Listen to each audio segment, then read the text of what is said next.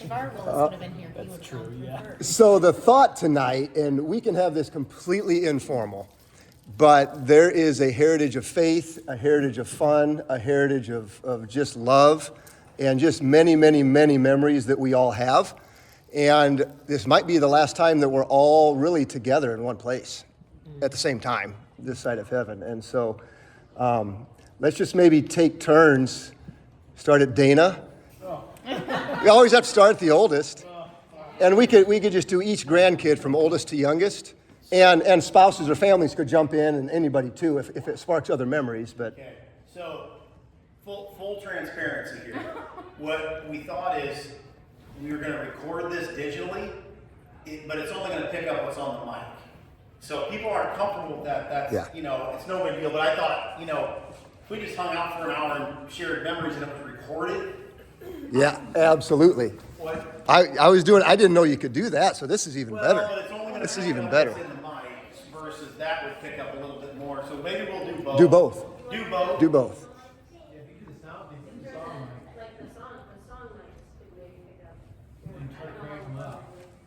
You want to try that, Cody? Turn on the song? That's awesome. Okay. With these tiny kids, keep on his back there.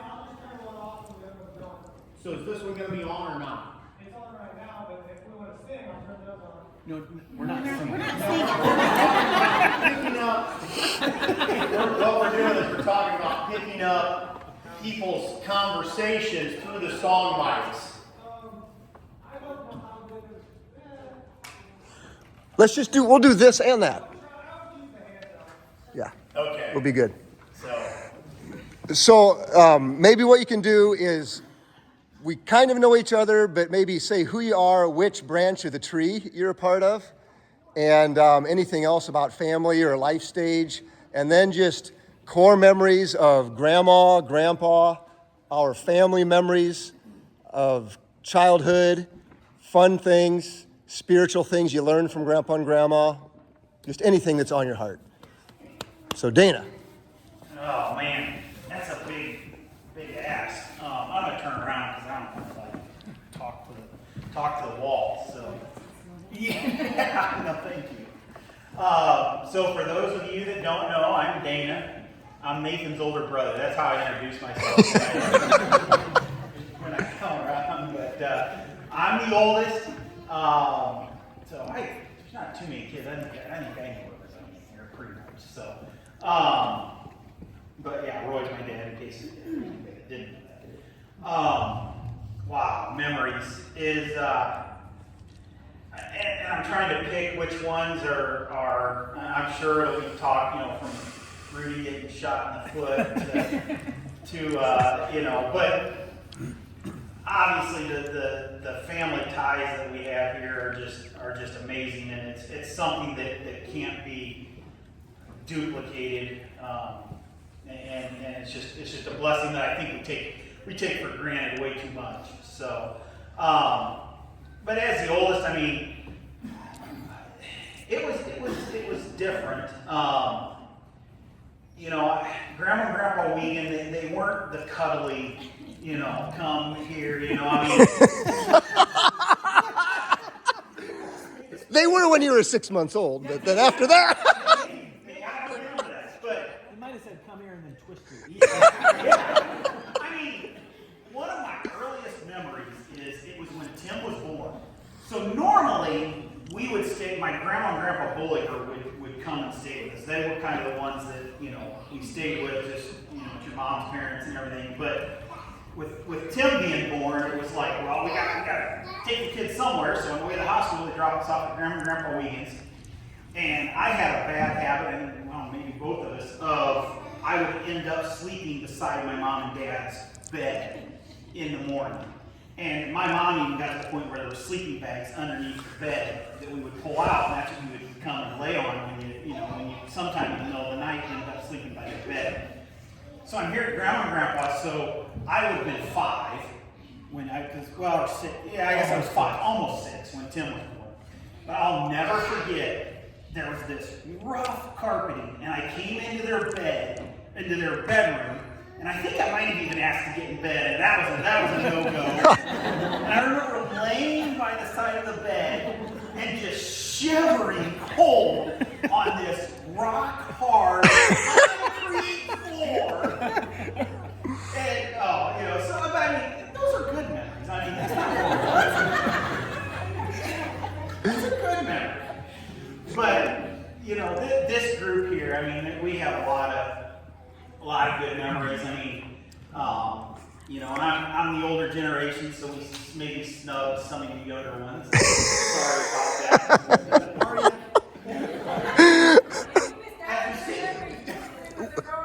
Yeah. I do remember out at Wayne and Rose. I don't know where we were, but we put, was it Joan that we put in that steel tube? Jenny. Or Jenny. We put Jenny in Yes. the steel tube. And The log ride. It was like a log ride. we sliced her head open, bleeding all over. Yeah. Was that before or after Joan broke her arm on? It was before. And some of you won't believe this, but Joan was the best tackle player. 100%. She was an animal. In a good way, Joan. She reinvented the stiff arm. Well, I remember though the time I was probably, 7th, 8th grade. I don't know how long we played tackle, but I remember a time when my mom says, "Joan, I think it's about time for you to quit playing." Whatever, was I growing into a woman by that point? And she was like, no more. But, thankfully I was able to say, okay, that's probably true. And so that was that. Yeah, but it comes full circle. I'm so glad Tim and Krista were home for Thanksgiving, and Tim said, "Hey," or he mentioned, he said, "We're going to go in and see Grandma." And I hadn't been in there in so long, and I was terrible at that. And I said, "I'm going to go with you guys," and that was to kind of put a bookend on it. We were able to go in there. And Tim prayed, and I read you read a scripture, and I prayed, and just to share that, a couple of days before she passes, it just kind of books in there. So, yeah. So with that, it's gonna be a long night. I do want to say I picked up over the years that you were pretty special to Phyllis and my mom. Because you were the first baby. I was. And Dana, they golden knew you a little child. bit more than the rest, I think. Probably. That is completely true. There's a lot of Dana quotes out there that none of us like. Yeah, apparently Dana was hilarious as a 1 and 2-year-old, and us not so much. Oh. So I think it's kind of fitting that Grandpa farmed organically because so many of the family memories we had are just organic. They just kind of grew up on their own. It wasn't like we purposed to go out and do anything special, but it was just special moments happened when we were together. And we just had a ball, high school and above. When we instituted that, who was the first cut? Yeah, who really? Had to be close. Raise your hand if you feel snubbed. If you feel snubbed. If you feel snubbed. Joy, I think Joy was. Yeah. Abby still has PTSD from it. Poor Josh, there's a third generation of us that are too young to even remember. Here. I just remember getting in it and loving it for the 2 years I was in it. And then we all. Oh, there was an initiation. Yeah. Yeah. Was it? Did Fred get initiated? Where's Fred? I feel like Fred got shown in the Lakers. We might have just initiated a couple of them just because we wanted to. Might not have been everyone. These fond memories sound like bullying. I think everybody here would say they're better off for it. Does everybody here know about the contract? of that original Who group? had to pay on the contract? Who had to pay on the marriage contract? We had Johnny had the money. Kurt had to pay on the contract. Dana. I think Tim and Susie, did you have acceptance? We were, I don't remember paying because we didn't get married. The contract, we got engaged. So explain it, Nathan, explain this to everybody. So the contract, for those who don't know, is we said cousins to the end. No one's getting married. It's going to break up this magical moment. And so we had a contract date, and for was it 4 years? 3 years. Oh. Okay. If you want to bring that tomorrow, that wouldn't hurt a thing. I know I have a whole page that says Dana, contract break. Look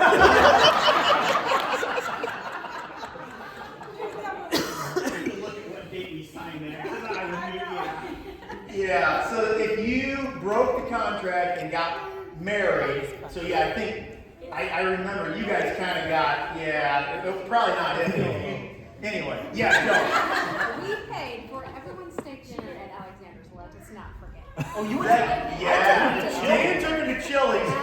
Yeah, Kurt is like, He was a man. he was. What she worked.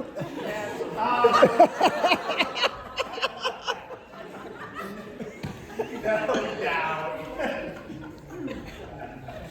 So you had to pay for a dinner out for everybody who was maybe a dozen people. I mean, it was. I didn't realize how huge that was. I thought about it later on. I'm like, whoa. Yeah. At the time, we were just kind of like, yeah, pay up, sucker. Well, and Dana had Order no dessert. Well, of course, he shouldn't have had any remorse, but I remember us thinking, he should at least feel a little bad that he's breaking this. And he didn't. Hindsight's 20/20. We would get a little bit of a different perspective on life. And so Grandma, I remember she was fun, and Grandpa was firm. He wasn't mean. He just no nonsense. Yeah. Grandpa was no nonsense, and Grandma fully embraced nonsense whenever she could. You know?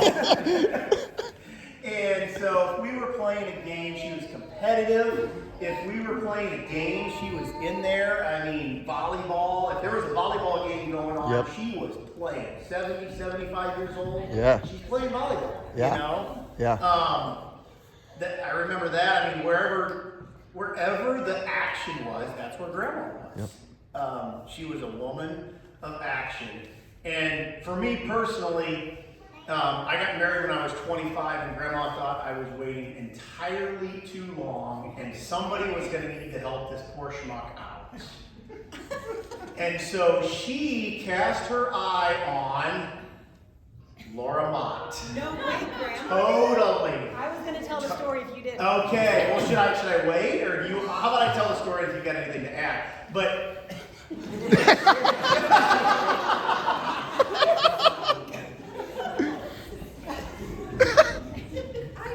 I'm the worst. The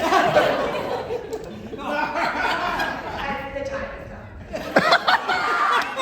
I worked for a doctor that Grandma and Grandpa both went to. So I met them a couple of years before I even met Nathan. And after I met Nathan, and I already liked him at this point, I had no idea what was going on or what Willis and Betty thought. But one day they came in to see the doctor, and Grandpa couldn't hear very well at all at that point. And Grandma still likes to talk. And Phyllis was in there with them. And I went in, I talked to them, I did all the pre-doctor things. And when I left the room and closed the door, I heard Grandma say, "Phyllis, that's the one I was telling you about for Nathan."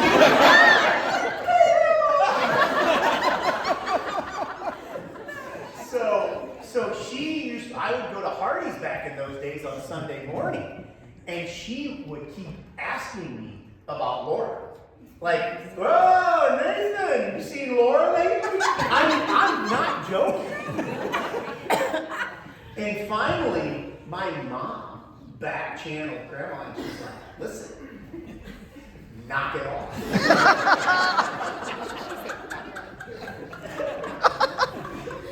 And I don't know, I think about 3 weeks later we were engaged, so, and she was always like, yep, somebody had to step up and make it happen. Oh, who'll be next? Roxy? Is it Rudy? Next? Rudy. Oh, Rudy. Rudy's getting shot.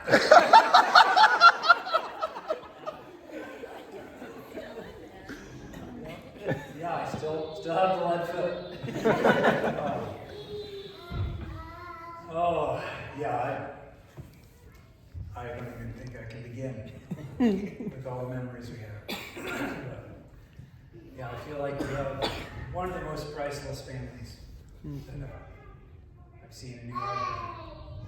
So I'm thankful for y'all, thankful for Grandpa and Grandma. Just thinking, when I heard we were going to share memories, I was trying to think of a few. I was really impressed thinking back of how much they had us in their home.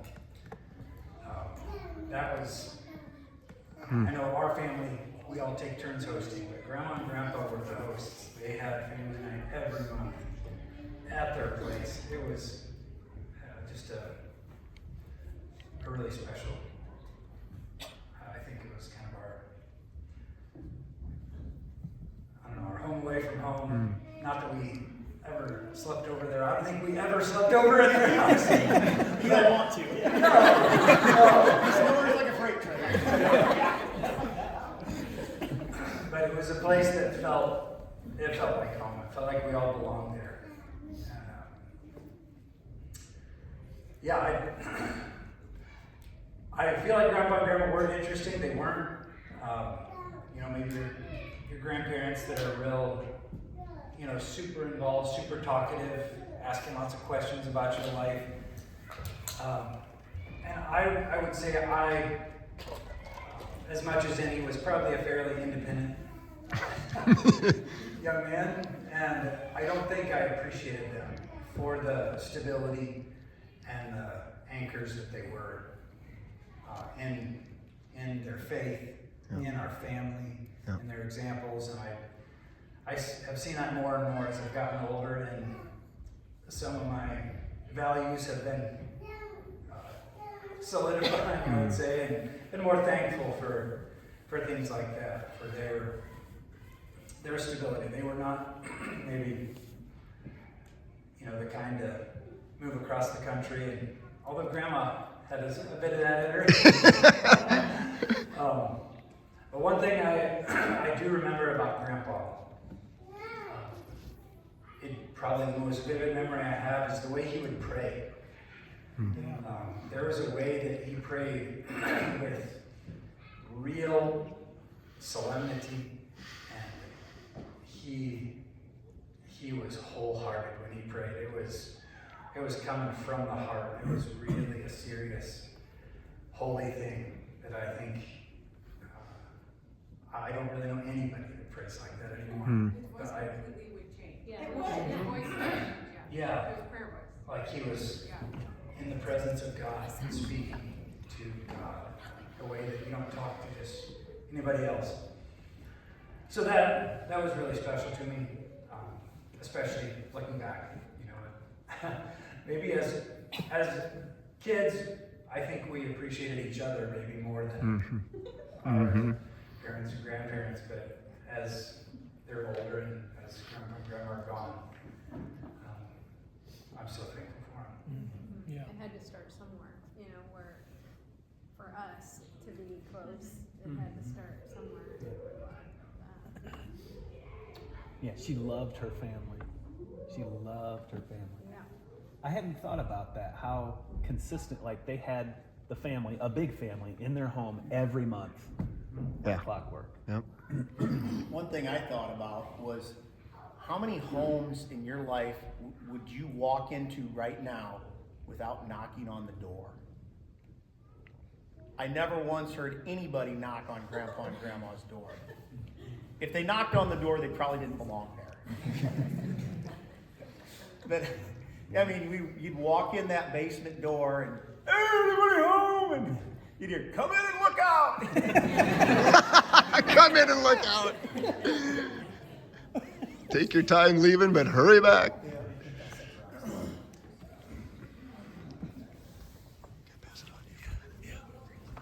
Yeah, I agree. It's hard to know where to start, and I'm very thankful. But as I think back on Grandma hosting us as a mom, I really wonder how much work she put in. I mean, at Christmas, do you remember? She had like tables filling the whole basement, set fancy, like fancy tablecloths, little glass cups of juice for us, and wine for the adults, and like, I don't know, it had to be a ton of work, and she just didn't act like it was bothered at all. She did so much for us. But do you guys remember her Shackley room? And the moms at Christmas would get to go in and pick one thing. I feel like I remember for a Christmas gift, she'd say they could go in and pick something. And it was like, cool. Do you remember her giving us vitamins from the spinner? Yep. Like, she didn't give us candy, she gave us vitamins. Vitamins. That was the case, she gave us vitamins, and we loved it. She was stars and moons for vitamin C. I eat vitamin C most of the time. Me too. Like the pucker. Yeah. Who remembers Captain Shackley? Oh, yeah. Hey, The mitt. I took one. When they moved from the farm to Valley Court, Yeah. I took a Come Captain on. Shackley, Did and you? I had it at our for years. I think I've lost it. What is it? It's a mitt, like a he was a superhero. Yeah, Captain. Like Captain There was America, like it's Captain It Shaw. was a boy thing. All the boys remember Captain Shackley. The girls were like, what are you talking about? And you would put like a mitt on your hand, and there was a superhero on one side, and your thumb and your pinky would make move his arms. Yeah. There wasn't much to You it. could bob his head and you could move his arms. He was the best. I don't know, but maybe you remember it then. I do it was $20. Not nearly as big. Okay, yeah. She had us girls for Shackley facials, right? Oh, yeah. Something. The only time we were allowed to wear makeup. Right. Yeah. But that was nice to have us. Updated makeup, but. Yeah. It's fine. Yeah. Oh, I do remember that. Buy one on eBay for $9. There it is. Captain Shackley. It is. Yeah, I don't know. I just have, too many memories. I'm very thankful for them. Do you remember her cutting dandelions out of her yard with a butter knife? Yes. Yes. And she got thistles too. Yeah. Thistles in there, Yes. and she wiped them out. Yes, completely. Yeah. Yeah. And her flowers are beautiful. Her hen and chicks around the back walkway. She was an inspiration. Yeah. Those look like Mike and Amber's when they first moved. Yeah. Not quite that cool. Yeah. Lots to be thankful for. Could go on a long time. Are you next? Joan. Me. Mike. Jenny can go. Mike is Oh, Mike is older than Lest you forget. Lest you forget. By 2 weeks. Is it 9 days? So I think there's 3 areas I'd like to talk about. One is my earliest memories. A lot of them are at Grandpa and Grandma's house. Mom and Dad were 18 when I was born, and we were at Grandpa and Grandma's all the time. Dad worked late a lot of nights, and as a few of you already said, Grandpa and Grandma were not the huggy-feely, let me babysit your kids every other, like, they didn't babysit, right? Unless we were there with our parents. And so just a lot of memories there. Since we're going on the forgiveness thread, I do need to publicly ask for forgiveness from Joan and from Roxy. They've spent a lifetime forgiving me for pulling their hair. You pulled my hair. I Mike. pulled your hair. Roxy might still have some bite marks. I don't know who else I supposedly bit. I mean, this is before I remember anything, but it's some kind of rural legend that may or may not be true.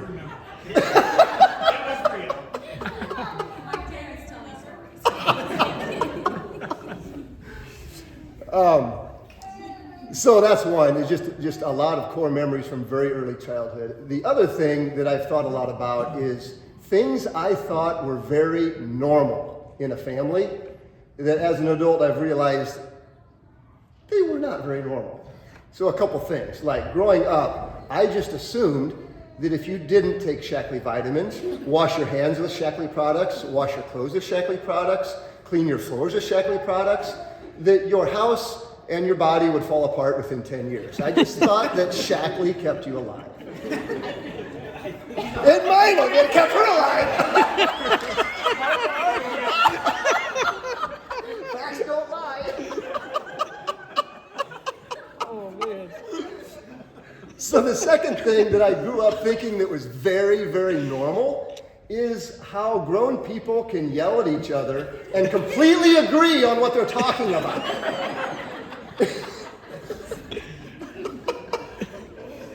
Spirited conversations, not yelling.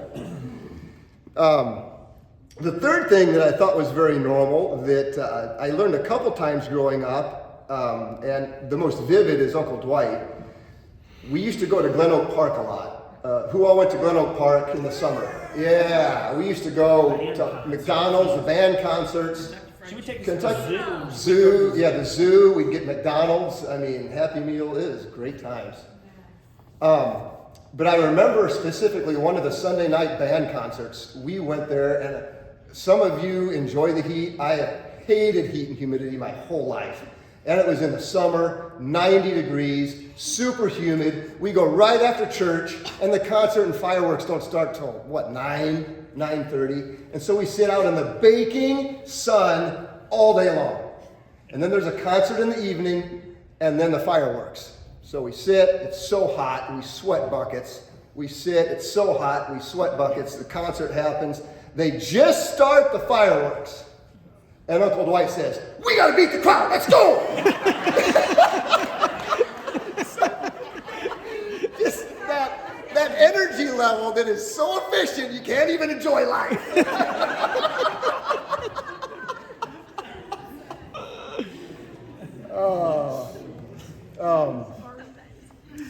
And the last, so those are just, things that are funny. On the serious side, when I think of Grandpa and Grandma, I think of just the simple, when you really boil down the gospel and our response to the gospel, it's loving God and loving people. They were neither one deep theologians.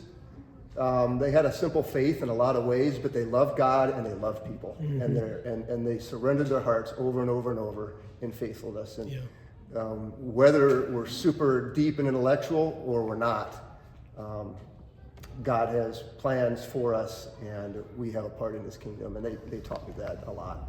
So thankful for their example.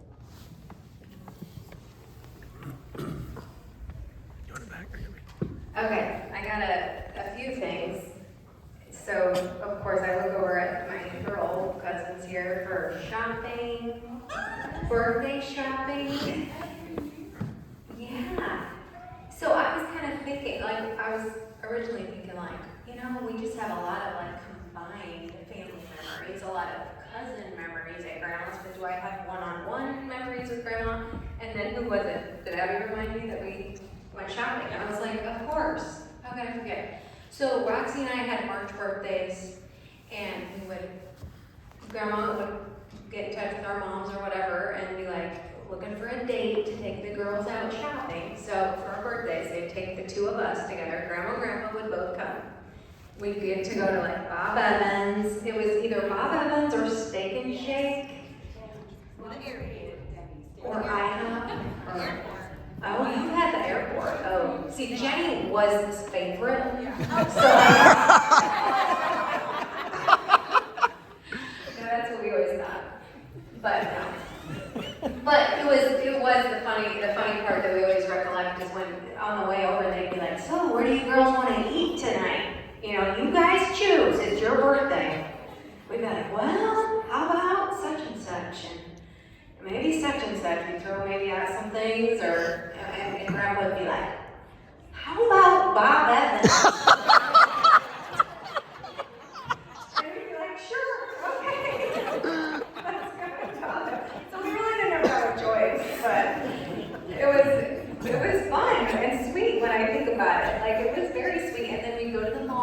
and bless Grandma's heart for just being patient with us and following us around while we try to make decisions. We could spend like $15 or something back then, and it's, I don't know. Some years Roxy and I would get Easter dresses. Yes, Grandpa would always sit, and then we'd come back around and tell him what we were finding, and we just like to people watch and stuff. So that is a good, sweet memory of just Grandma and Grandpa. And then in general, I feel like my sentiment is cousins have always been my best friends. I grew up just knowing I had built-in best friends. And I used to think I wanted to marry one of my cousins. Because I was like, they're the only guys I know that are great, you know? And there's nothing wrong with that.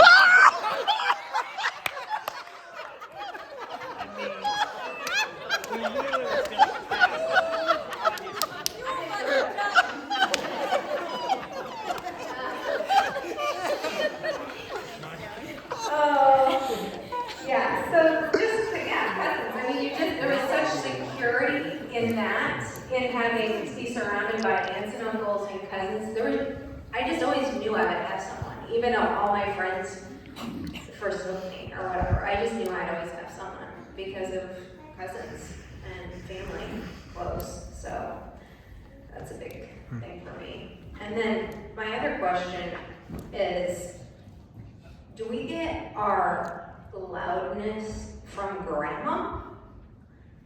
Do you think that comes from Grandma and Stephens? I think that's a Steph. I think it's a Steph. Yeah. The Dan Wiegand family is much quieter. So, yeah, who remembers Stephen reunions? There's a few of us that are old enough to remember, and they were very spirited. I mean, they were more fun maybe than loud, but they were still kind of loud. Who liked Stephen reunions?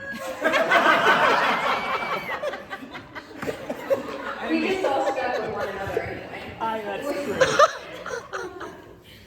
Yeah, so good times. I don't know, this family just means the world. So love y'all.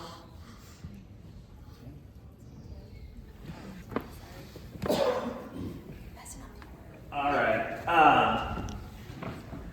So I was thinking about how much time we spent at Grandma and Grandpa's, and I felt like the center, of my life was my home that I grew up in, probably the Goodfield Church, and then Grandma and Grandpa's house. So they're kind of the three places that I just felt very at home and comfortable, and just this was my place. And so you guys kind of brought that up and reminded me of those feelings. But I feel like Grandma was kind of an eternal optimist. I think it surprised her that she was going downhill. I don't think she saw it coming. You know?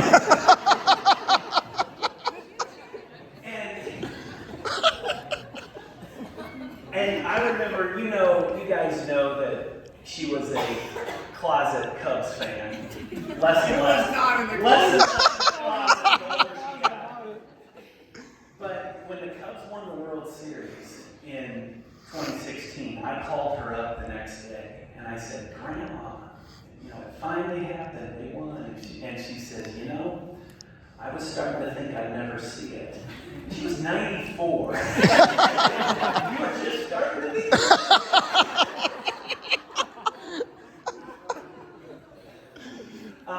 So yeah, I would echo all what everybody said. One memory that I regret that I wasn't there the night you were shot, Rudy. I was at an FFA convention in Kansas City. I was not there. I wish I was. Actually, I'm glad I wasn't, because I might have got shot. Actually, I wouldn't have been climbing the tree. I would have been down holding the spotlight. No.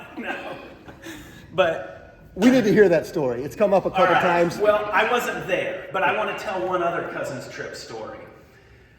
And I don't know, I know Jenny was there for this. How many of us were there the night that we had to talk with the police in downtown Chicago along the lake shore? So it was me, Jenny. Were you there? And you took a vow of secrecy, didn't you? I Just us four. Were you there that night, Rudy? We were climbing on the statue And at he a just police. Chicago. I think so, wasn't I driving?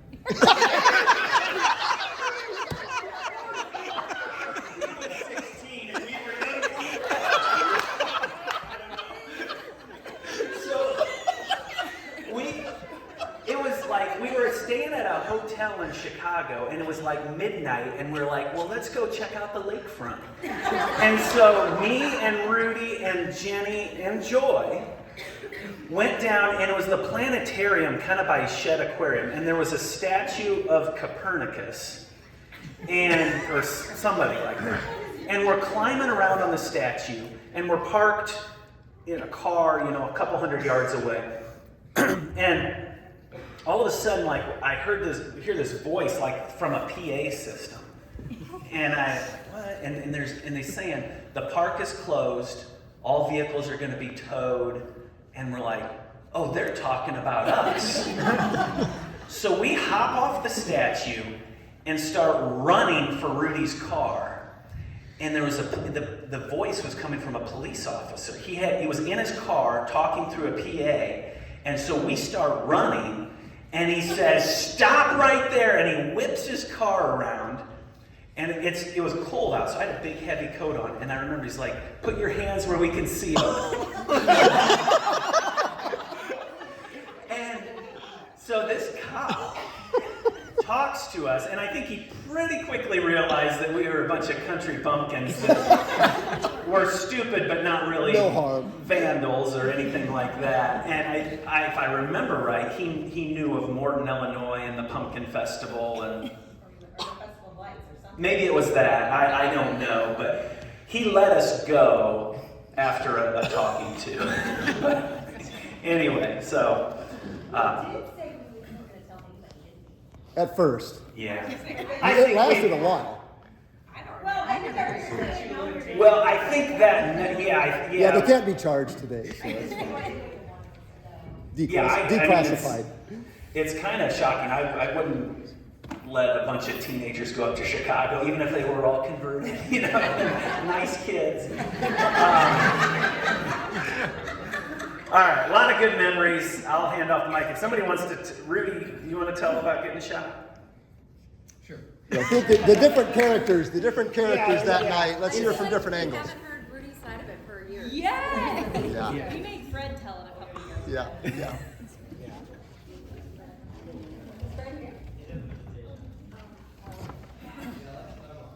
He's not here to defend himself. Or even better.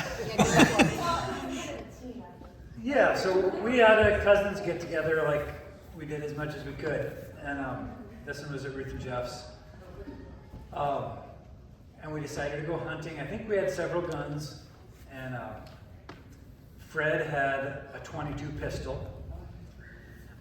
So we had been tramping all over their woods. By the time this happened, it was close to midnight. So we'd been all over, and Coon hunting, right? yes, coon hunting. I don't remember getting any coons before that.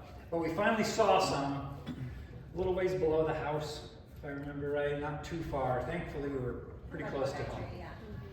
So we spotted some eyes. Everybody was running up to where the coons were. And we got to where we had seen them. It was a big old tree. Maybe the top had blown off or something, so it was halfway up, it was knocked off and hollow, and the coons were gone. So Fred and I said, we got to go up and get them.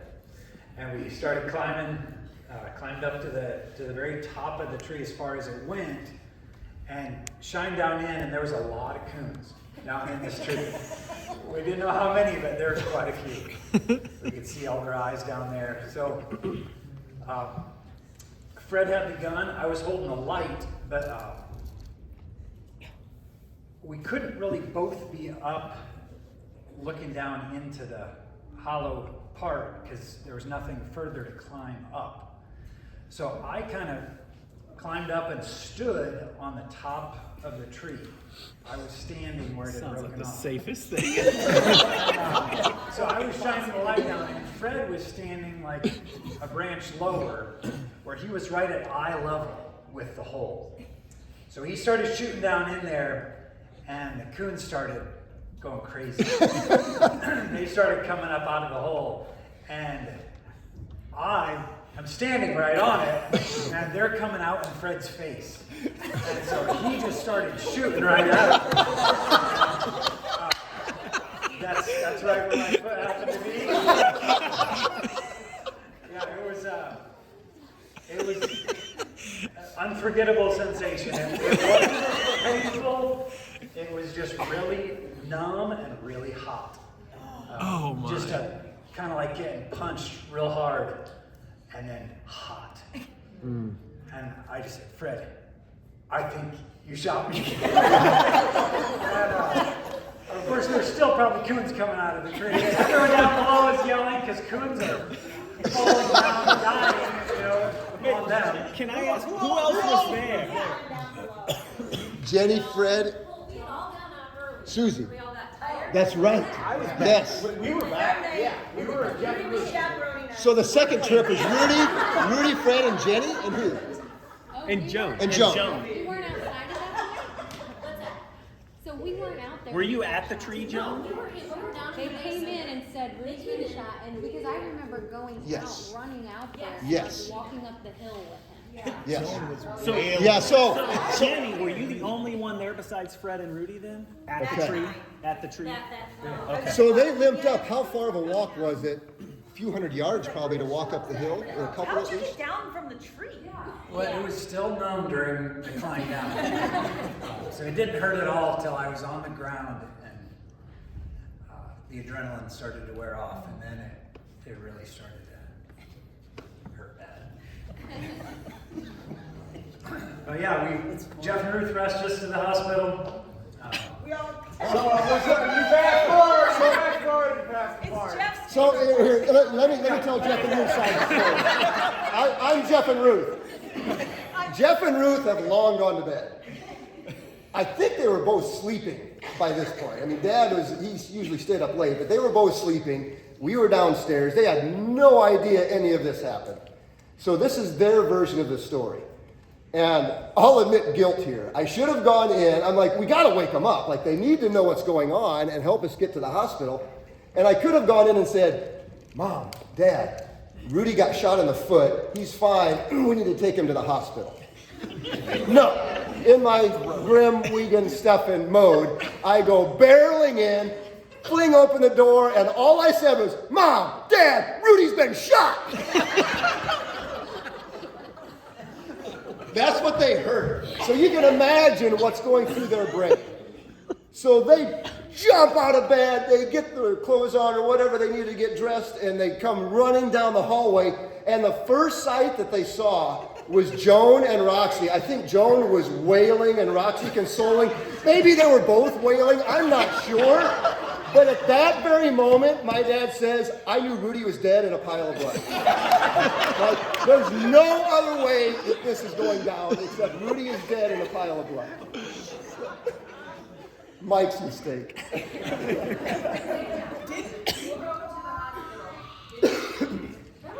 Flannel pants and cowboy boots. Cowboy boots and sweatpants. Flannel pants. Something. Didn't Wayne come into the... Yeah, tell them what Wayne said. Yeah, and his girlfriend. He's not going to see crying away over there. I think I felt so sorry for him. And yeah, Wayne met us at the hospital. Yeah. You know, I mean, he just comes barreling in. Friend, what you do? Well, yeah, up to that point, they're trying to console Fred, like, Fred, it's an accident. These things happen. It's fine. Here comes Wayne. What?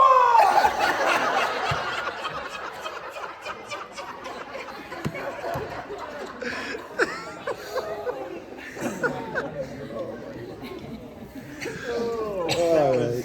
So that's the story. That's it.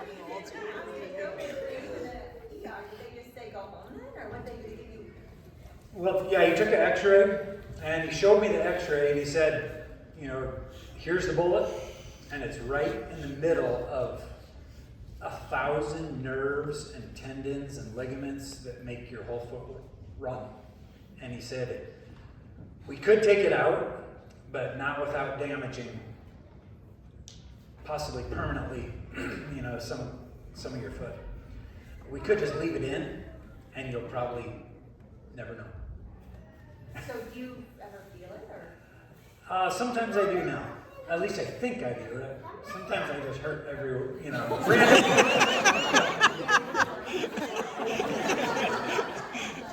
But when I have pain in that foot, I think, oh, yeah, that's probably that bullet. Do you go through airports with trouble? Never had trouble. Go ahead. Okay. Good Lord was there that night. Yeah, that's right. Is it Susie? I'm just gonna ask you. Oh, it's my turn. You're up.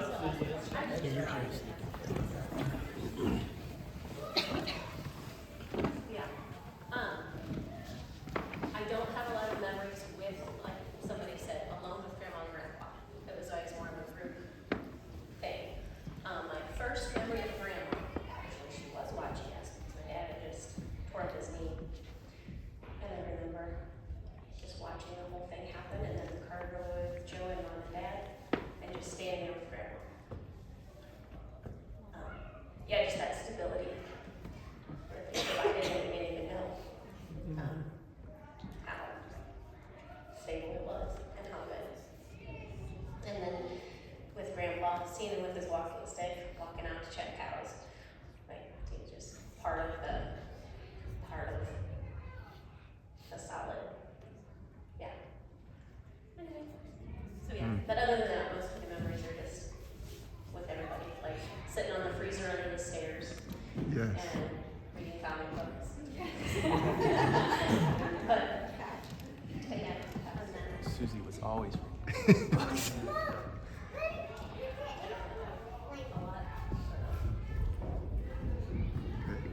Susan, you probably read every book that was at Grandma's. I think every last book you could find on the shelf you read. There's two things that was hard to do when we were super little. Get Dana and Nate away from the adults to be with us, and get Susie to quit reading and be with us.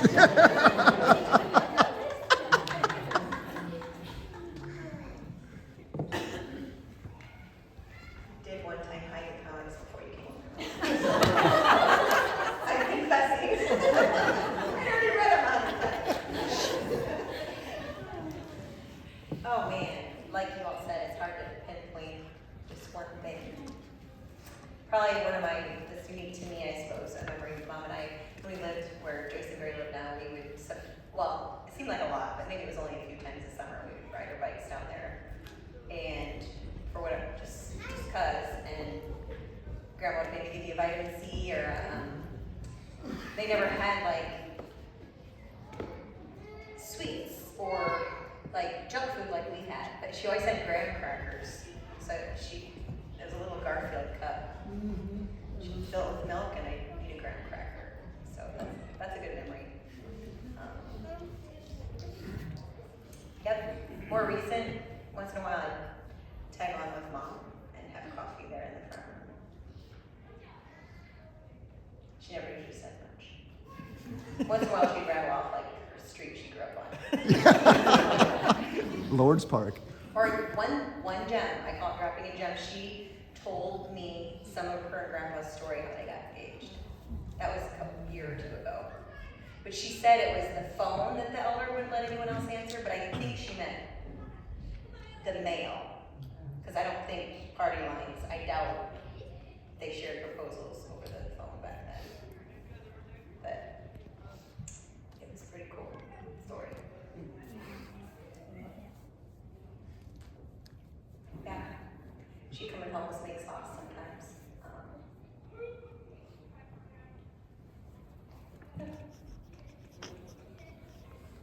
Okay, is Fred's not here still? Beth. Bethany. Beth. And I remember going to chocolate with Grandma. Probably one of the only memories with Grandma, specifically alone or whatever. I remember she always had strawberries out of her back door. Mm-hmm. Yeah. Yep. And I remember Rudy getting chased by Bram. The bull. When we were playing Capture the Flag down on the sheet. Yeah. Oh yeah, red shirt. Yep. And then I remember, I think Fred was one of your last originals in your high school and above, so I was shortly therein initiated. And I remember the cousins trips, a lot of them were out to the Leo sale or to visit Rudy. And on one of the trips, we had a rental van, and on the way home, the window broke and it wouldn't go up. That's It was right. cold. Yes. And we couldn't get, so we stopped at a gas station, like, do you have any boxes or anything? And they didn't have any boxes, but they had a Marlboro sign. Yes. Kind of a plastic. Yes. And so we duct taped that on, and all us AC kids were driving home, the Marlboro sign on. There's a picture out there, Oh, though. yeah. And we bought candy cigars. Yeah. Yes. That's in probably in Roxy's scrapbook. It's in Roxy's scrapbook. I've seen that picture. We were pretty innovative with that, didn't we? Put insulation, like we stuffed a pillow inside. Thing in the scrapbook, we tried a garbage bag first. It's right. Just right when we got on the interstate, it came off, and we were just kind of hold it on, and then we had to stop again and try to, yeah, it was a whole process. But that worked pretty good. It was just loud, I think. And then one of them, I know we went to either the Leo sale or visit Rudy, and we got to the hotel, and there was no pool or anything, but in the car ride there, I had some peach rings. Peaches. Little peaches, and I got stuck in one of the back seats with Fred, and the poor guy's not here to defend himself again, but he kept trying to steal them. He's such an aggravator, and so finally there was a little thing that lifted up, a little cubby hole, and so I stuck him in there, put my arm on it, and about, however long later, I couldn't remember that I put him there, and I started asking Fred, and I started accusing him of stealing them, and people kind of caught on something, so I'm like, Fred took my peaches, so kind of became a thing, and then I eventually realized that I had hit him, but I was too embarrassed to say anything at that point, and it had become such a deal that they had decided when we got there we were going to have a trial. And so, I know Dana was my attorney. I remember you saying, it's okay, we have, attorney-client privilege, you can tell me, did you really do it? But don't tell anyone. So I know you were my attorney. I don't know, Nate and Joan, maybe Rudy was Fred's attorney? Yeah, Rudy's. Yes. I forget, you were something kind of talking and then maybe you were the judge. There was a jury, too. Oh, yeah. And everyone else was jury, I think. And Fred was found guilty. He was sentenced to guilty.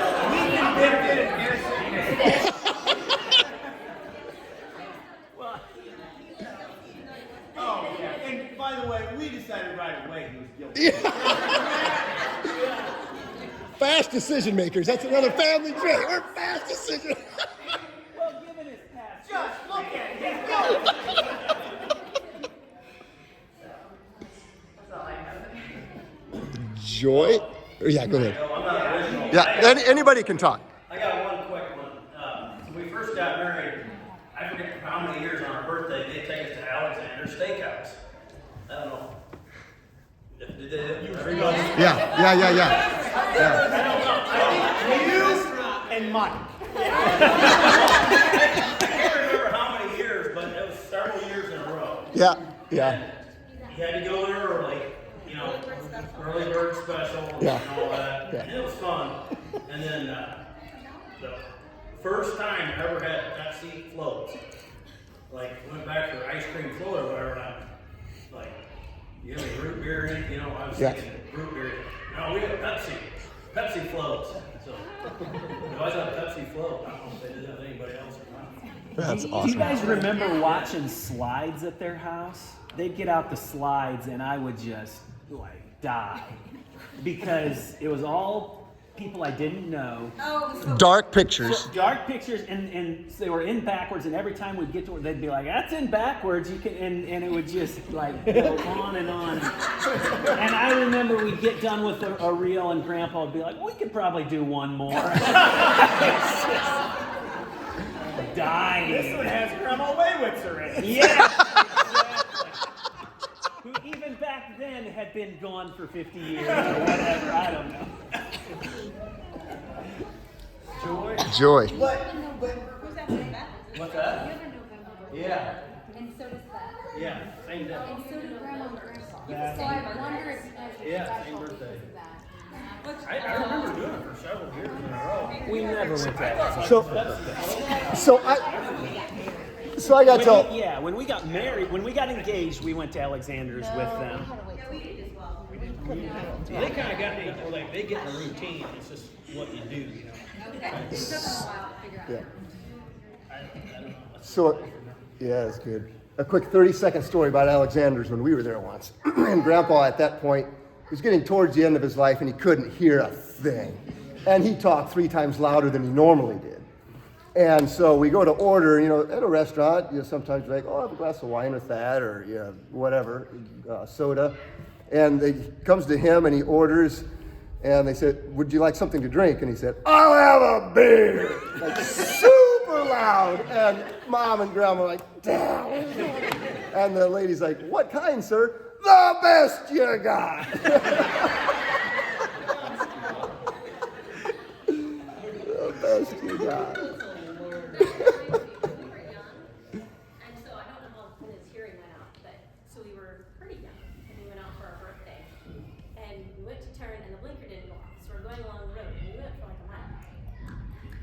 Finally, Grandma goes, honey, turn it off. They're going to think you're going to turn into the ditch. Just made us laugh to hear it for like 5 minutes. Joy. Okay.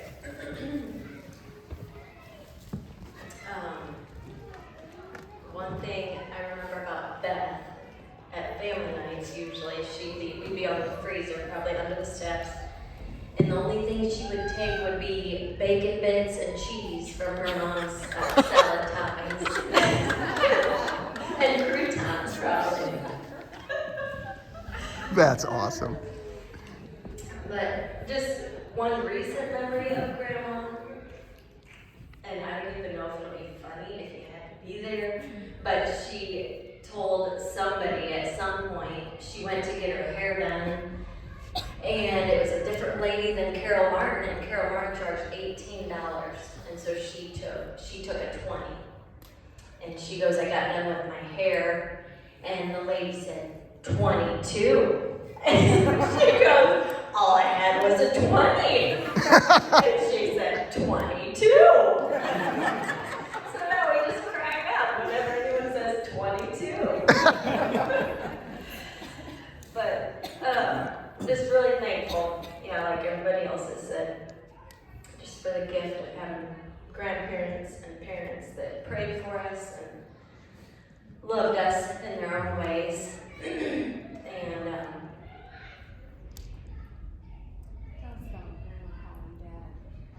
oh yeah, I remember Grandma would leave a message after church sometimes if Dad preached, and she'd say, Wayne, that was a really good sermon tonight.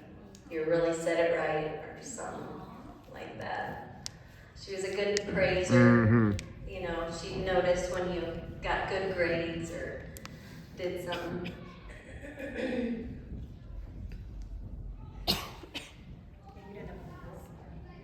Yeah. Years. Yeah. You were in the Woodford County Journal. Oh. Wait, what? You'd end up on the bulletin board for years if you were in the Woodford County Journal. Oh, yeah. Participation trophy. Didn't matter what you were in there for, because, all right, when they were cleaning out Valley Court, they found a clipping from one of my... Get this in the microphone. All right. Dad doesn't like this story. Oh, too bad. So it ends up in the Woodford County Journal that my dad was arrested. And he was not actually arrested, but I do remember. Get the story. The The headline said grown-up man arrested. But he was not arrested, but it was illegal use of a firearm or something like that. I think he was spotting something from the road and taking Was it. it combine corn? Didn't he have it in the combine? I thought he was coon hunting. It was. But from the road, from his truck. I think he saw it from the road and just shined it. Yeah. So he gets stopped by a cop. I don't know if it was a county cop. It must I have think been. it was a game warden. He just got unlucky. So the game warden escorts him back to our house and wants to check the freezer for game, anything. And you guys should tell him, but he got a ticket from it. Yeah. He got a ticket, and his gun got confiscated. But in the Woodford County Journal, it says Roanoke man arrested. Grandma clipped that out and saved it. So when they went and cleaned it out, it was there. Oh, yeah. And Jeff took a picture of it and texted it to all of us. So I'm out in Fort Wayne, Indiana, and I get this text in the middle of the day. And I just thought it was so hilarious. I showed it to all my coworkers. I think sometimes they don't really believe how hillbilly I grew up. So she was proud of all of her kids. That's right. Okay, so I didn't get a chance to talk when Tim talked. But one thing I wanted to share was, as most of you know, we have a Willis of our own. And coming up with that name decision, I always wanted a Will. And we said, well, why don't we just name him Willis? He could be named after Grandpa. But we also felt like Grandma and Grandpa should know. We wanted to ask permission. And so we called, how was it, just a few weeks before he was born? So we knew what we were having, but had not shared with anybody what we were having. But we called Grandma and Grandpa and shared with them that we were having a boy, and we were hoping that we could name him Willis. And it was just really cute. We found out later that Grandma kept calling Jan and saying, have they had their baby yet? So have they had their baby? Like, because she knew. She knew that we were having a boy, and she knew that we were naming him Willis. Also, funny side note, not really funny side note, but we called him Will for a very short time, but he goes by Willis. I would say we don't call him anything other than that. So, but That's yeah, great. just That's kind of great. a story. Let's just say Willis Jr. is nothing like Willis Sr. Willis Jr. would have been first in line had he been here. In that way, they might have been the Oh yeah, same, maybe they would have been the same. Okay, that's true. Russell, I think. Russ? Has anybody else named a kid Willis? Will. Yeah, there's Will. And Wilson.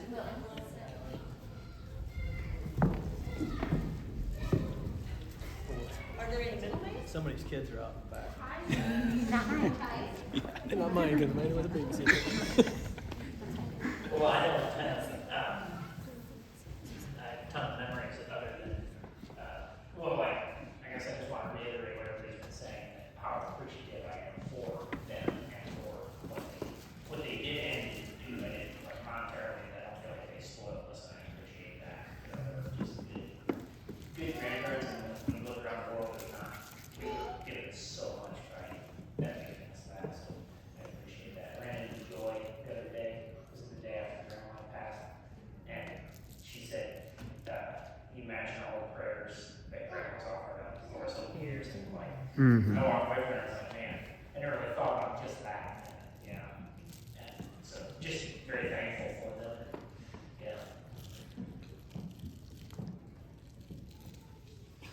Oh boy.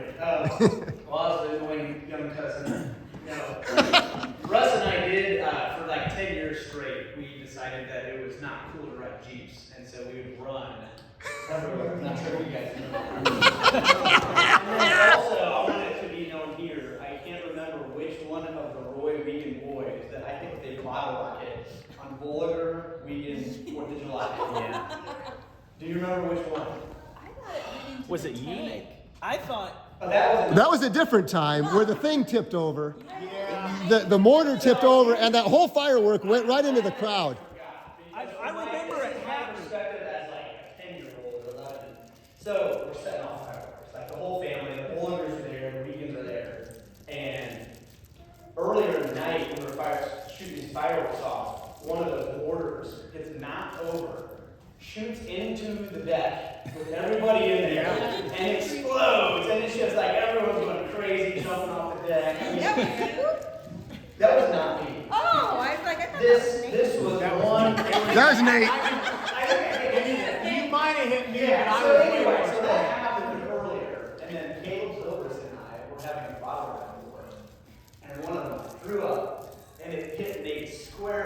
And I just remember he comes around and he's like, "Stop messing around!" I did like 10 minutes after that, one of the mortar shot in amongst the crowd. Oh man, actually, so we grew up right next to Grandma and Grandpa, and so for the first 7 years of my life, I was the youngest, and so when Mike continued to school, I would ride with Mom, either on her bike when I was real young, or we'd ride bikes to the bridge, throw rocks in, and then we would go to Grandpa and Grandma's, and I just remember that pretty vividly. And it's funny, looking back, I always thought it was all old, like the old handle refrigerator, and that bottle of water that she had in her fridge, the water was so good. Yes. It was old. Yeah. In 1992, like that stuff was actually probably 30 or 40 years old. The words per minute actually with my mom and grandma was actually pretty quick. Like they would talk pretty quick, and it was probably 200 words per minute or maybe more.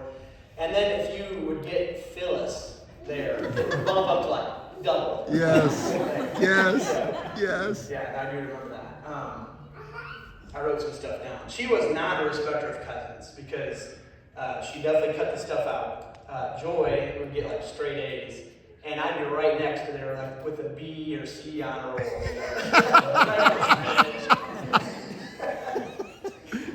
Yes. You were always smarter than I was. And then also she had a sense of humor, and I just remember as a kid, as a child, I loved comic books, and I would be reading like anything from like Spider-Man to Uncle Scrooge, and then if I wanted to be terrified, I would read her Jonah Hex. Jonah Hex! Terrifying. But no, they did love family, and Grandpa was the epitome of someone that kept that close together. Like, he didn't mess around at the same time. Like, his family was super important to him, and I don't know of any other family that met like those siblings did. Yeah. They were every single Saturday at Busy Corner. Yeah. And just a few weeks ago, a couple months ago, it was at the Kenny Wiegand Invitational. They have a golf outing once a year. And Charlene told me a story I'd never heard. But they went up, and I kind of told her that same thing. They met every Saturday, and it's amazing as siblings that they did that. Because I don't know any other family that does that. And she goes, Bob and I, one time, got there pretty early. This was 20 years ago.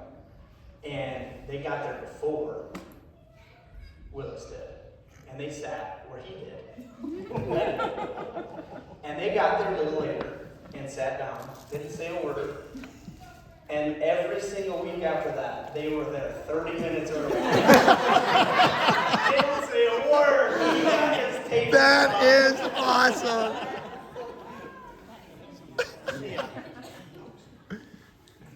I only have two real memories from Grandma. The first was when we first got married. I think we had like one Valentine's Day where we went out, just the two of us, and we were like, that's kind of lame. Let's invite the grandmas out. So we used to take Elna and Betty out for Valentine's Day with us. And I think a couple times like Matt and Abby went. And we probably did that 3 or 4 years in a row. So it was just kind of like a standing invitation, you know, like I'd call them up, yep, we're going out for Valentine's Day. So we thought they knew. Well, one year I think I called Betty up and she's like, oh, I've got plans already. And I was like, what? Guess we're chopped liver. And then the other memory was here at church.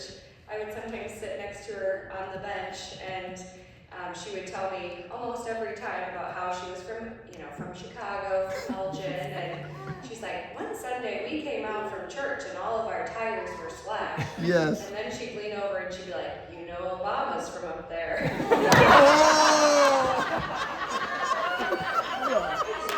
No, that is horrible.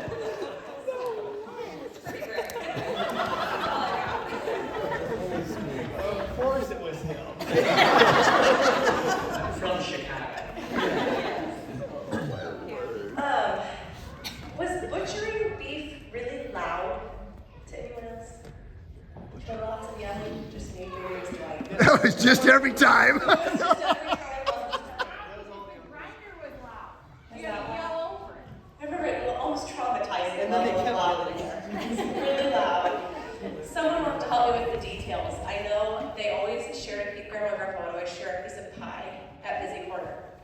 they shared the same, I would get the kind wrong. Lemon meringue. Lemon meringue. Well then, shortly after Grandpa died, somebody took her, I don't know who it was, and they said, do you want lemon meringue? And she said, no, I want Coconut. coconut. She wanted coconut. I thought that was such a neat thing of like, what a respectful wife. For how many years did she eat lemon meringue pie and she looked at coconut in the case and just let it sit there and never did? It was just really neat to me, the example.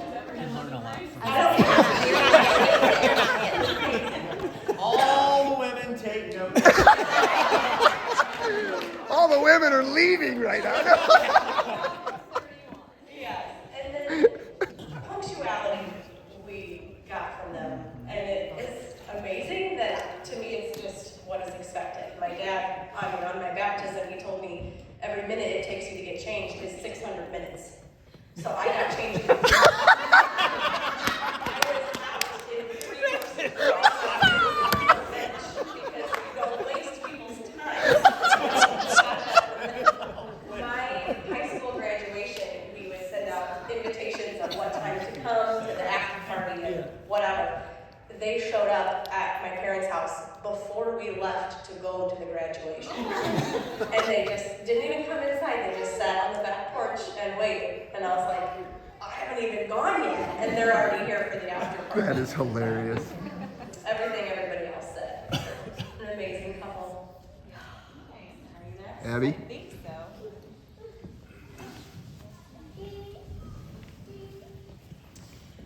All right, so I don't have like a ton of the younger memories, but just something that I thought of.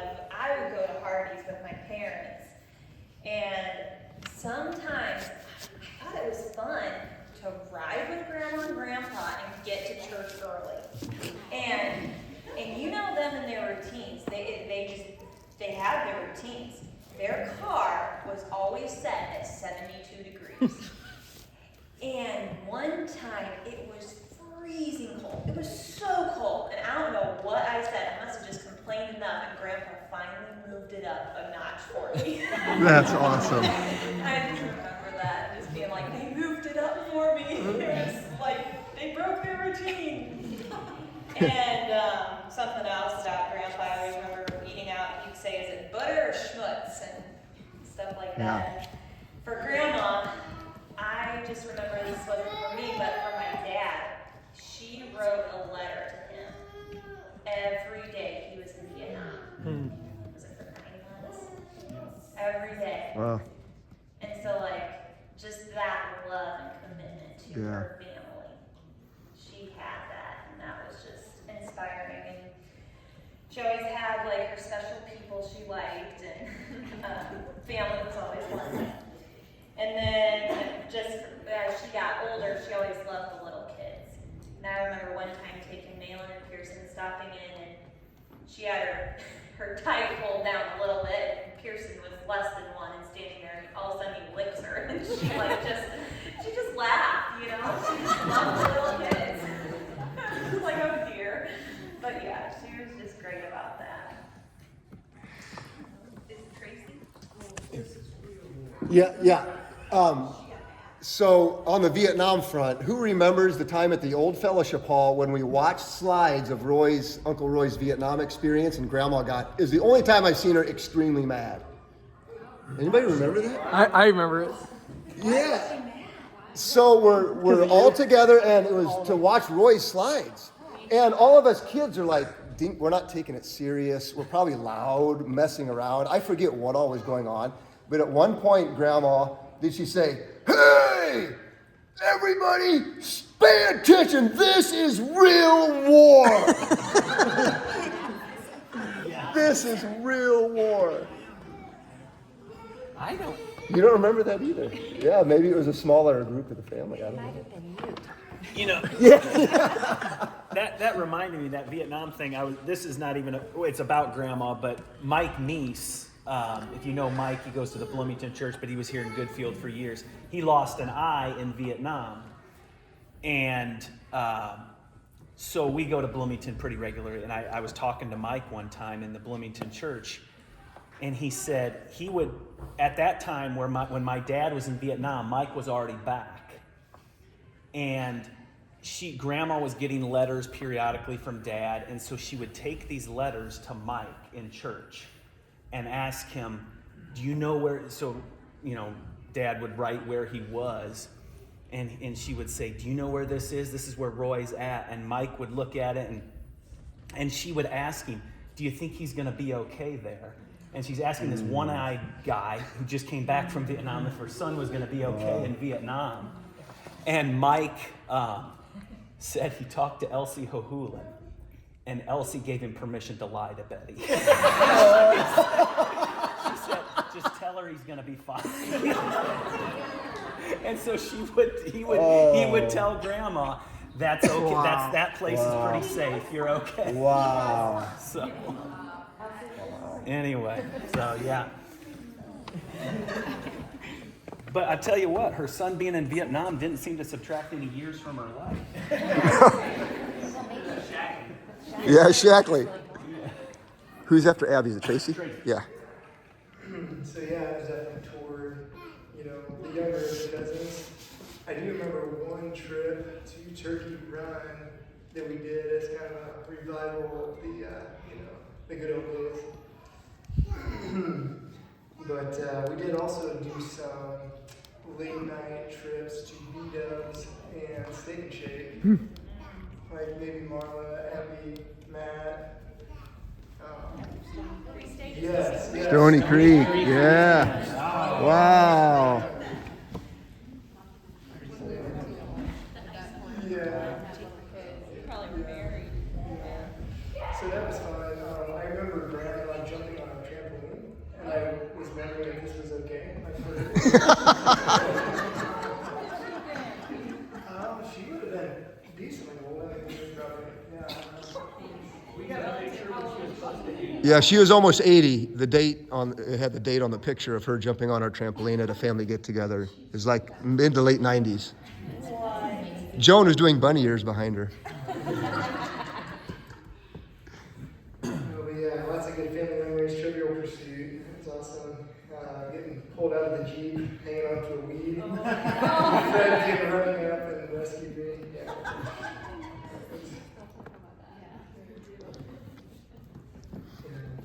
Yeah, lots of good memories. Grandma couldn't hear very well. I don't know if Matt has one about the Carlock family restaurant. And Christmas program, he came to the Eureka Christmas or Easter program, and they were talking about somebody, and he's like, second from the left.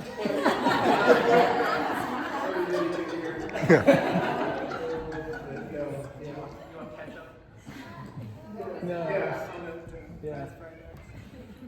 So, I was gonna say, I was gonna share my memories of the cousins trips, but I was never invited. Jamie, you can back me up on that. It cut off with us, didn't it? Okay. Yeah, it was over. So Tracy, you got in on something. That's too bad. Okay, yeah, anyway. But I got to hear all the fun stories. They were amazing. It was secondhand fun. Here, let me tell another one.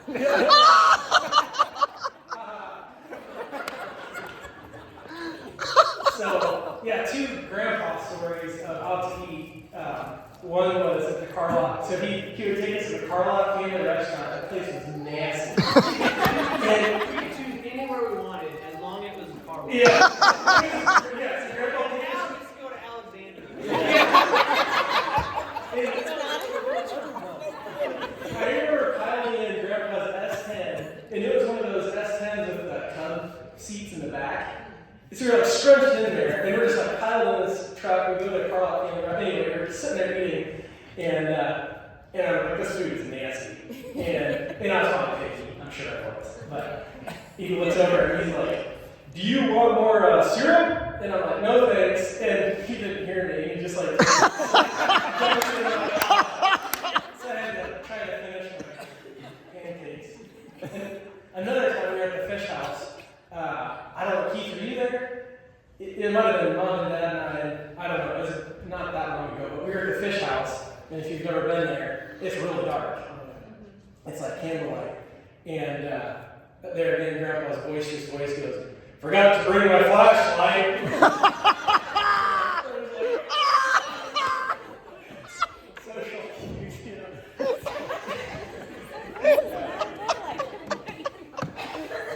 So, but looking at Grandma's life, I've been reflecting on that the last couple weeks, and it's more amazing now than ever of how it was never about her. Mm-hmm. And being a little kid, I had 7 aunts on the Grimm side and 5 uncles on the Wiegand side, so you could make some serious cash on your birthday through cards. And there was always one card that would come in the mail, and you didn't have to open it to know who it was from. Oh! Yes. And I had to grab a couple because it wasn't about, sometimes they were smashed, but it was not about the money with Grandma's, because you knew the love she had for you when you would open that card. And she didn't, like you guys have all said, they weren't all lovey and fuzzy, but you knew. Yeah. And I didn't even like peanuts, but I would eat the Mr. Good bar and just think of how much she loved me. And it's just a really good example of, like Mike said, loving others and loving God. And she just plowed that path so well for us that we can live by that example. So, love you Thanks, all. Matt. Yeah. Jamie?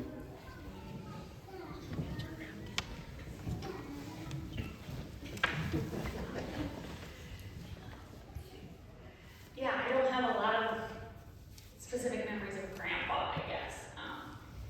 But a few from Grandma stick out more. I feel like being younger, I don't remember the family nights in the basement, but eating out with them quite a bit. And things like that. But I remember I interviewed Grandma a couple times, I'd say, for school projects about different things, and that was insightful, and I think Mom was able on recording if you want to hear them. But she told some interesting stories. I remember when I was 15, I had a friend that was in a musical in East Peoria, and my mom and dad had plans that night, and I was only 15, I couldn't take myself. And they thought, well, Grandma likes musicals and, plays and stuff like that, and maybe she would go through. So I think she would have been maybe 89 when I was 15. And she agreed to go with me, and she was my chaperone that was old enough to drive with a 15-year-old. And we ate at Avanti's and shared the seafood pasta, and then we saw Phantom of the Opera. Nice. High school. That's cool. Yeah. Anyway, and then I have a neat memory of when I started repenting, went to her duplex one night, and she opened her Bible in Peter, where it talks about that God is not willing that any should perish, so all would come to repentance. And she, grabbed my arm. Yeah. So sweet. Yeah. That's awesome.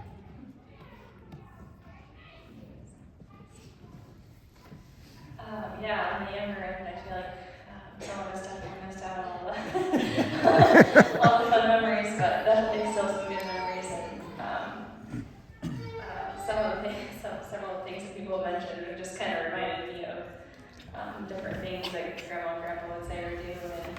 And one of my only younger memories of Grandma and Grandpa is our family and Dwight Depp's family would go out on New Year's Day every year with Grandma and Grandpa to IHOP for quite a few years. I don't remember how long we did that, but it was quite a long time. And then several people mentioned about the restaurants, and it was you could pick as long as you picked what they That just reminded me of recently, taking Grandma out to eat over the last several years, and we'd always ask her, where do you want to eat? What sounds good? And she'd always just say, I'll eat where you eat. It's kind of like but she really didn't care. So just kind of different things change as you get older, I guess. And then somebody mentioned how the amount of prayers that have been offered up by Grandma and Grandpa over the years for all of us, and that just reminded me when we were younger, like our first dog that we had when we were kids, I just remember Grandma always telling us, she'd ask us about the dog every time we saw her, and she'd say, I always pray for the dogs too.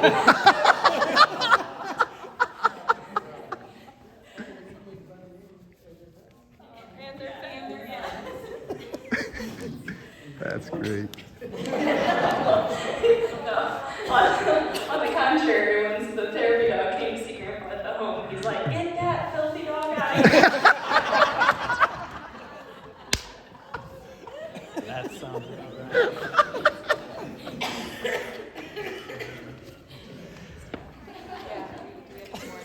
Yeah, Dwight. Already Dwight's here? Oh, Oh, okay, so it'd just be John. Well, I was going to share this outdog story, Oh, but sorry. Grandpa definitely said a much more booming voice than he did. But I do remember along the lines of Grandpa's hard of hearing and voice, sitting about halfway back about every Sunday. How lucky can I get? The heads are turning. Yeah, that's every Sunday. Who remembers if you were gone for a few Sundays in a row, he didn't like that? Oh. And you'd come to church after you were gone, and he'd say, I'm Willis Wiegand, I go to church here.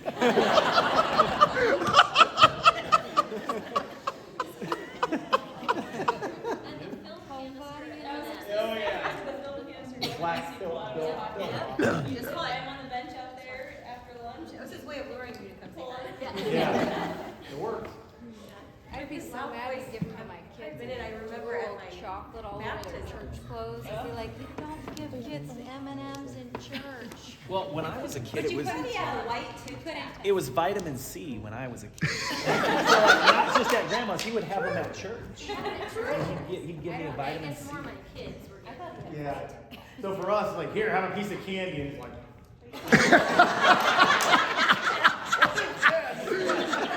Captain Shackley, here you come.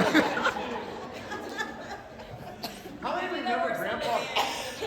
We actually got M&Ms instead of vitamins. Real Yeah. How many remember Grandpa preaching? Barely. Yeah. Hardly. I mean, it's weird. I don't remember. Who remember when he would finish? About 90% of the time when he would finish, he'd say the same thing. Maybe not 90, but a lot. To add would only take away. To add would only take away. Yeah. So who remembers what he would read from in the first reading? Genesis. Psalm 1. Psalms. Psalms or Genesis. That's all, I mean, that's all I ever remember him. Like, I remember looking down the road and people would have a finger in Psalm and a finger in Genesis. It's like they knew that he was going to read from the first Psalm of Solomon. Oh boy. Josh, you keep going. Along those lines, I remember after Grandma passed away that, and maybe it was a Friday or whatever, then on Sunday, I guess we were still living at home, so we got involved with the siblings getting together in Jeff Ruth's basement and listened to one of his sermons.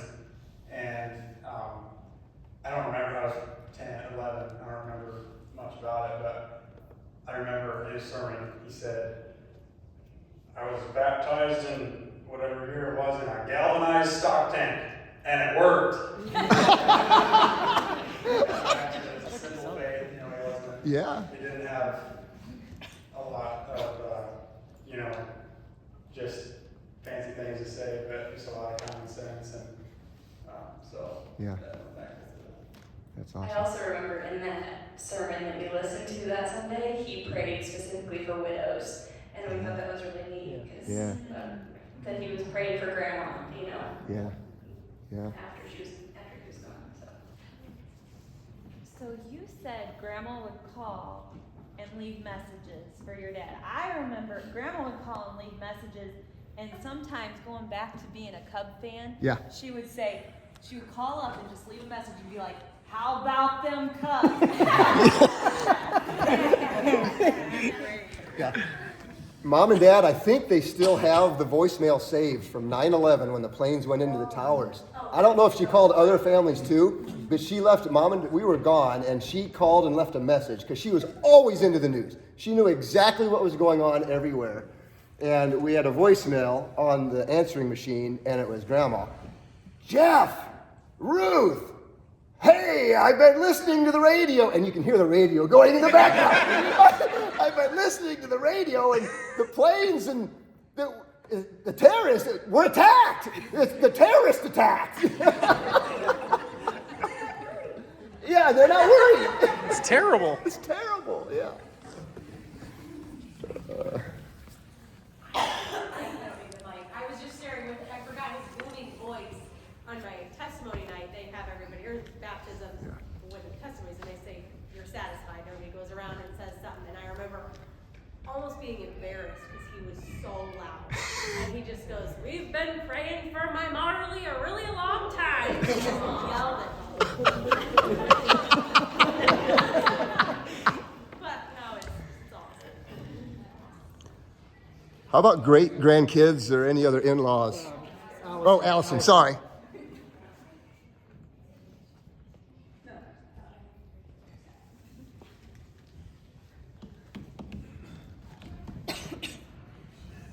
I'll just say one more thing.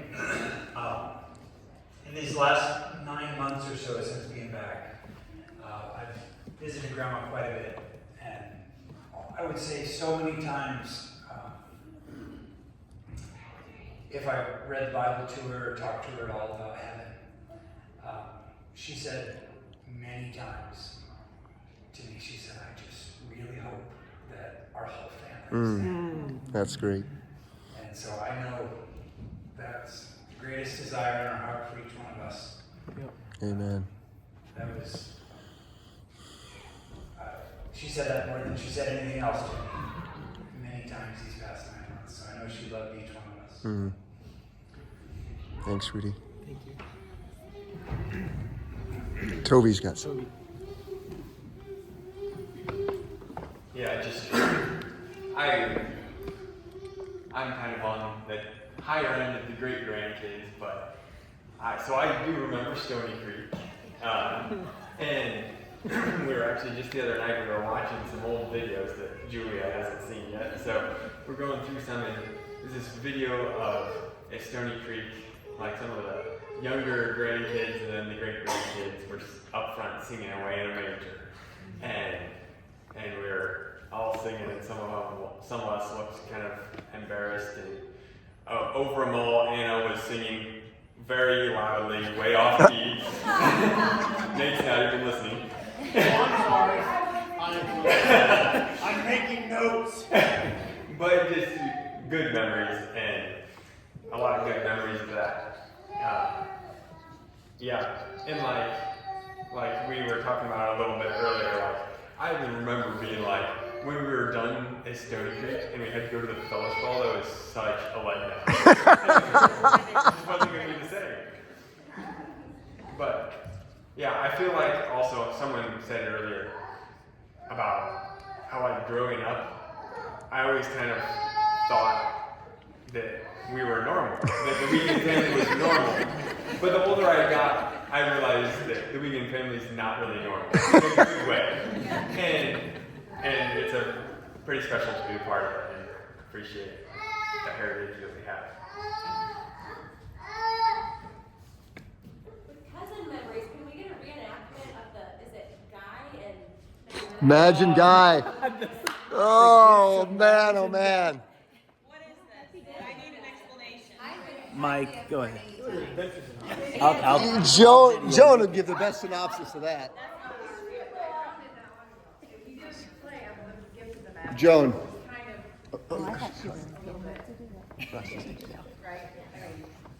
it originate with an Odyssey? Yeah. Because it's an Odyssey. Kind of turned it into more of a humorous. So we did it for like the big weekend. Yeah. And didn't we put that together in like a day and a half or some crazy thing? Yeah. We met out at Dan and Murray's at the farm and practiced. Yeah, it was Roxy or Mike's idea, I want to say, because like Jill Jill Bradle had done it or printed it out for something. And so he brought it to us. Did our parents pressure us to do something? I don't. Or was it just us that thought it would be fun? Well, we were always up for a play. Yeah. Yeah. Oh, I'm sure I jumped at it. It was the most fun. I wish we could still do that every year. I would love it. That was a good time.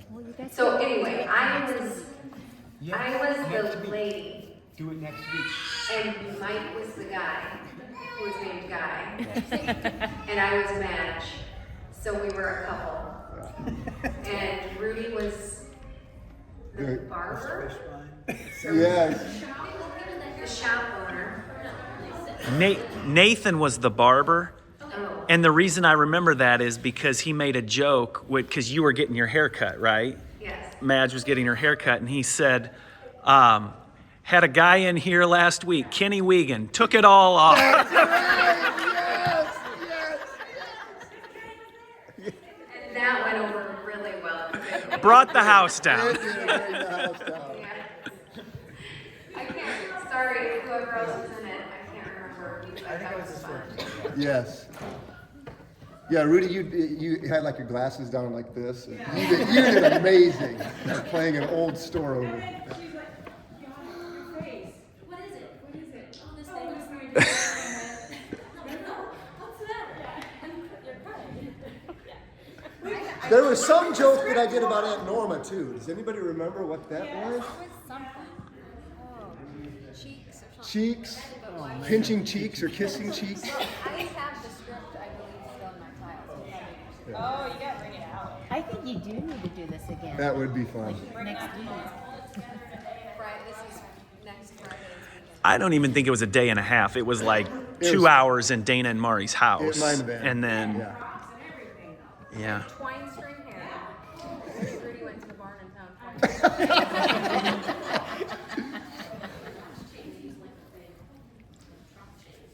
Okay. Yeah. So one more teenage story. I just remembered this. Teenage, you said? Teenage story, yeah. So Rudy was the first one of my immediate closer cousins to get his driver's license. And that was like ticket to freedom for Tim, for me. And Rudy had just gotten his license and liked to drive a little fast sometimes. And Mom was nervous about that. And we were at some reunion somewhere, and I was so mad that Tim got to go with Rudy afterwards home, and I didn't. And I was pouting in the car, and I was so ticked. And we went through Eureka Dairy Queen. We were in the drive-through line at Dairy Queen, and I'm pouting, and Mom's trying to tell me all the reasons why and all this stuff. And right about then, there's this car squealing around the corner, and the license plate said, Rudy 21.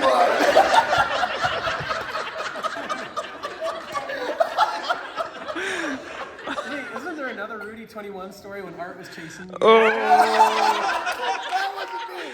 No, What was there? I no comment. It's not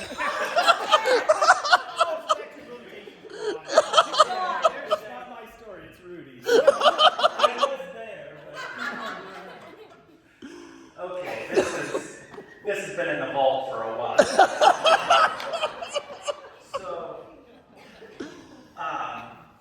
we had a Wiegand family night. I think it was out at Art and Pam's. But that night, Roxy was camping with some friends that weren't all cousins. So I don't know if it was like Carrie Roki and Jody Hohulin. Yeah, some cousins and some friends. And Rudy and I were going to camp out at his mom and dad's place. And so we thought it would be fun to meet up with them. And like at midnight or later. I don't even think we were going to do anything bad. I think we were probably just going to hang out. But obviously our parents wouldn't have wanted us hanging out anyway.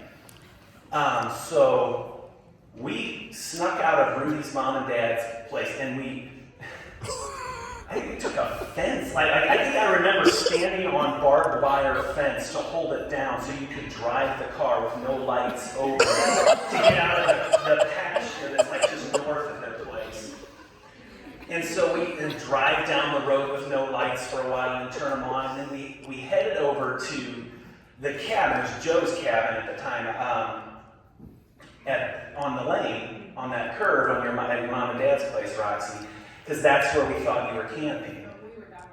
But they were down by the river, and Russell and one of his buddies had decided to camp there, and Art was still there, getting them settled in. And Rudy and I pull in his car to the top of that hill, looking down over the cabin, and we see Art out there by his truck.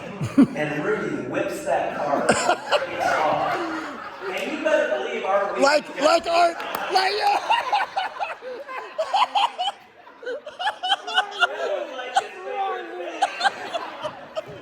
I think he was hoping somebody was Self-proclaimed deputy. Yeah, I think Bill Myers had deputized him. And so we are flying like in front of Joe's house, those curves there, and then out to the T where you would take a right to go to Rick Wiegand's place. But he was gaining on us the whole time.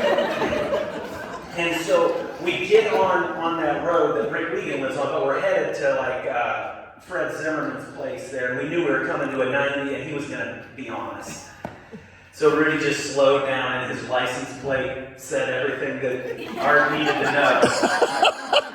And Art turns off, and we are just theorizing, like, is he driving to Bill Myers' place to report us? He probably what he's doing. Or he's calling our parents right now, we don't know. Like, just all these things running through our mind. And so we go back and camp that night, and I think it was within a week or so of that incident, you started repenting. And I mean, Rosemary, whoever called my mom, and Mom says to me, hey, I just got off the phone with Rosemary. And I'm like, oh no. And she said, Rudy started repenting. And I'm like, praise the Lord. Art never said anything to our parents, and I really... Oh, I know you did. I know. Oh, you gotta tell us. Yeah, so that was fun. About as convicted as you can be without having done anything really. Right. The fact that you're running is proof enough. Guilty as charged.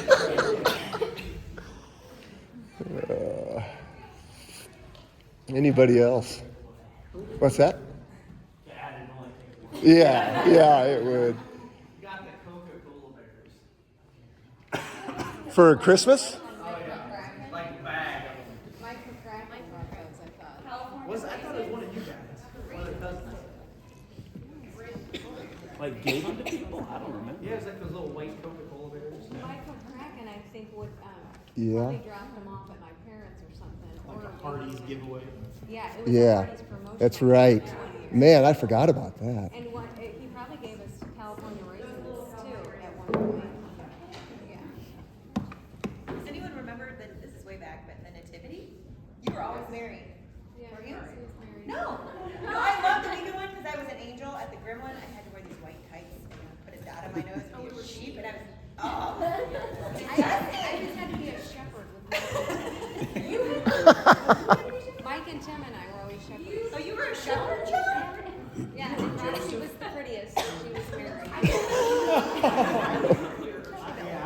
remember there's a picture of Dave like walking back with regular clothes. Well, there's Maybe one. there. Yeah. So I remember the wise men carrying these baskets with like like foil covered chocolate coins. Oh, maybe we were wise men. There was three of us. Sure. I think we might have been, at least one year we were wise men, and I loved those things. Well, this has been really special. Really special. Dana, as the patriarch, why don't you close us in prayer? I think that'd be very fitting. Dear Heavenly Father, we want to just come to you tonight and just lift up Grandma and Grandpa's memory.